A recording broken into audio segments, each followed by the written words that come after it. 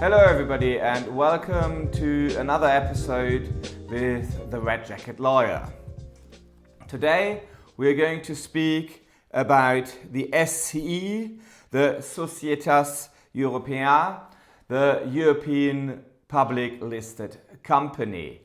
If you like what we are doing, please feel free to like and subscribe, and please feel invited to leave comments below so we know what you like, or just to reach out to us by any other means. So, what's the SE? The SE is a legal form that operates in a way on the fringe of the German legal system, in that it is fully recognized in Germany as if it was a domestic company, but it isn't. It is a pan-European company that goes back to European law. As a matter of fact, it's been introduced by way of EU regulation 2157 of 2001 and ultimately came into being in 2004. So it's been around for a good 20 years. The maximum capital requirement is 120,000 euros, and unlike German companies, it does need to have an international element to be incorporated.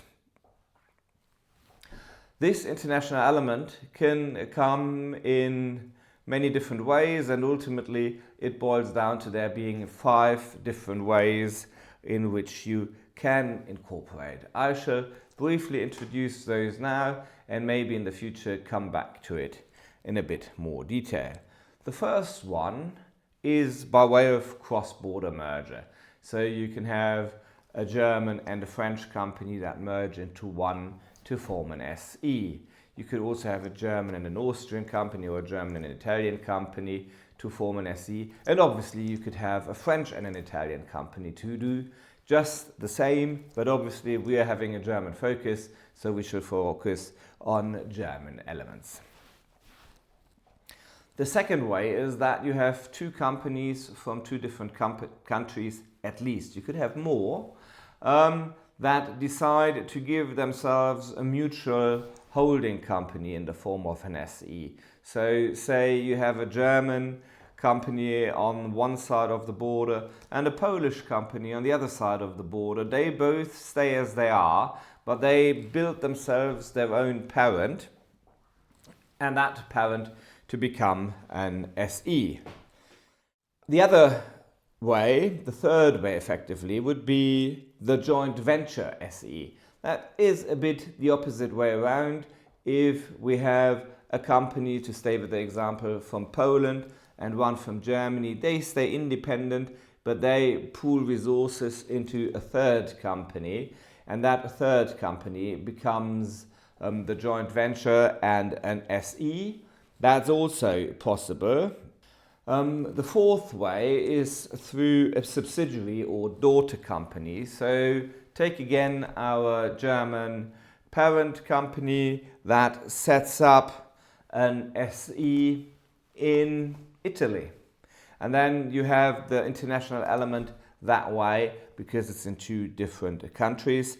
And last but not least, you can have an existing company that converts into an SE, but that obviously requires that it has a subsidiary in another European country.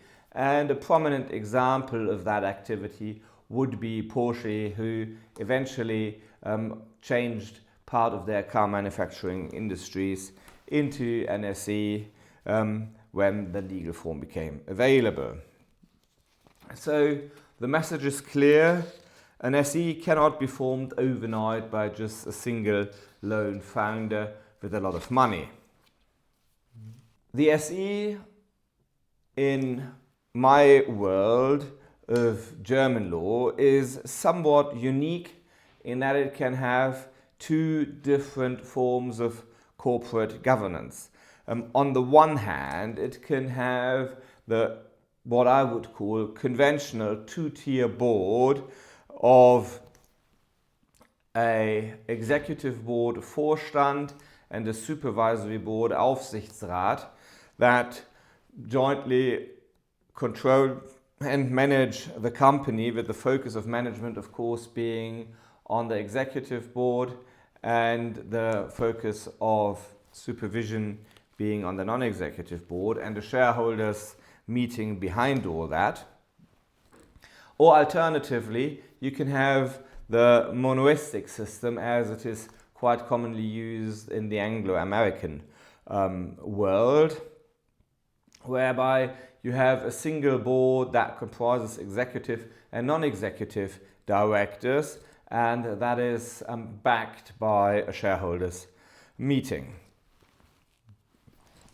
The SE features great mobility across Europe and is in fact able to relocate across borders without having to deal with changes of legal forms and adapting to local customs and regulations wherever it goes, because the legal framework for the SE is the same across all European Union member states. So moving into a different country is effectively moving within the European Union, and thus a domestic process, so to speak.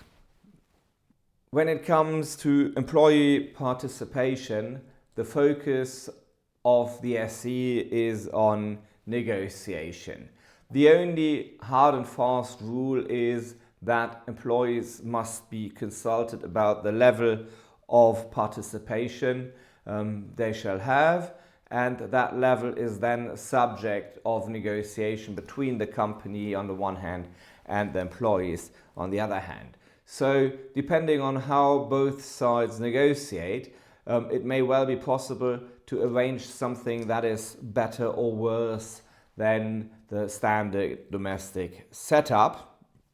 And many entrepreneurs understand this as a great chance to give the company the employee participation it needs in order to have a healthy company climate on the one hand, and on the other hand to do that in a way that doesn't hamper or impede entrepreneurial spirit and ability.